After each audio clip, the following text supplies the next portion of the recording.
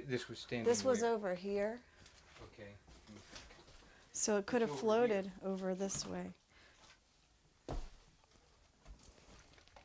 Wooden box? Oh, Is that it? yeah, that's it. But All right, the stuff's over here then. you know, I'm just looking for anything that I can bring her back. Little piggy. A little pig.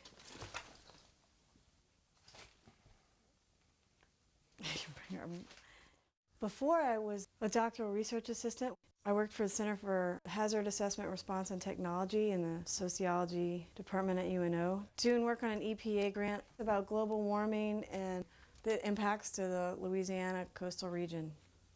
That was my official job. Well, this is what I was hoping to alert people to by way of my studies. It's sort of a Cassandra feeling of like, you know, you're doing this work because you want people to understand the potential danger, and then it happens before you could, you know, get the word out. So everybody knew that the other shoe was going to drop, but nobody could predict when. I mean, everybody knows storms were getting more fierce, and everybody knew that the right storm at the wrong time or whatever would have resulted in this, but people were working to try to get funding for coastal restoration to buffer these kinds of storms. People were working to try to get funding to build up levees which would have protected from something like this. You live with uncertainty every day. Your life is always uncertain, but you try to control for the things that you can, and you fight for what matters to you, and then you lose sometimes. Obviously, when the funding to protect the city gets cut and people don't support projects like coastal restoration. I think that with the 4 storms that hit Florida in one year, that and then this, they're even beginning to call it, I guess in the mass media, the Katrina effect. People are more inclined to evacuate now. And they're not as cocksure and invincible now. So I think in that respect, people are taking the threat more seriously. When people are convinced of threat and they acknowledge risk, then they begin to think about causation. And when people start to think about why this whole thing's going down, then maybe you do have some leverage and some potential to talk about larger causes and larger forces and tie that into a political economic argument that says, this is what we've built, we need to build more sustainably, which is the thrust of my work ultimately, you know?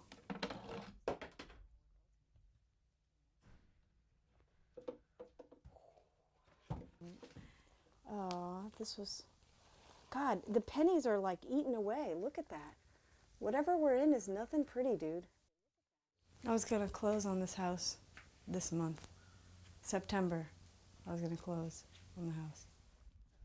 It's weird because, you know, the rational response says, wow, you know, you got a lucky break. You didn't buy a house that got totally ruined. And then the other part is like, wow, I was almost gonna buy a house and be, you know, free of the rental world. So, you know, I mean, there's like two kind of, I keep going back between being relieved that I didn't buy the house that was flooded to the ceiling, and then depressed that the house I almost bought flooded to the ceiling, which is, I don't know.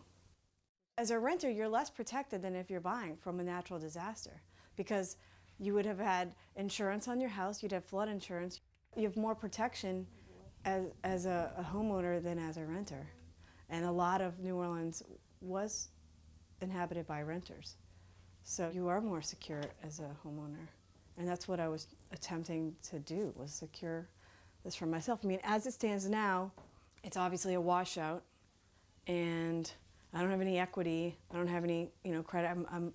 I'm behind where I could have been if I had bought a house in New Orleans, even though I was buying a house that was, you know, standing in the way of some big storm that was ultimately going to devastate the area. Oh, that's what I was looking for. It has my checkbooks. And it has some incriminating letters that I want to keep. Or destroy. Yeah, exactly. Yeah, so these are my CDs that I have to take them out of the jackets and dump them in soapy water, and then I'm going to get a CD case. And I'll put it in the truck. You think that they're salvageable, or Yes. it's just ridiculous? Yes, no, it's salvageable. Like my Bob Marley. limited edition.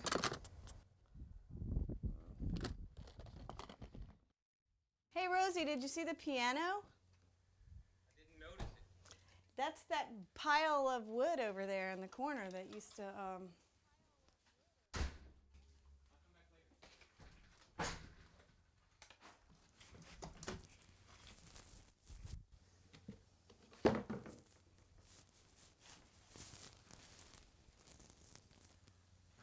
Yeah, I think we're almost done here, Rosie.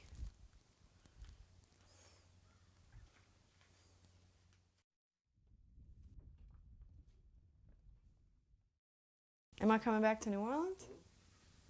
I think so. I mean, it's not clear. You can't make long-term decisions when your whole life is in upheaval like this, but you can take baby steps and eventually they'll get you back there. I think it's meant to be, but you know, I don't know what's meant to be, so we'll see.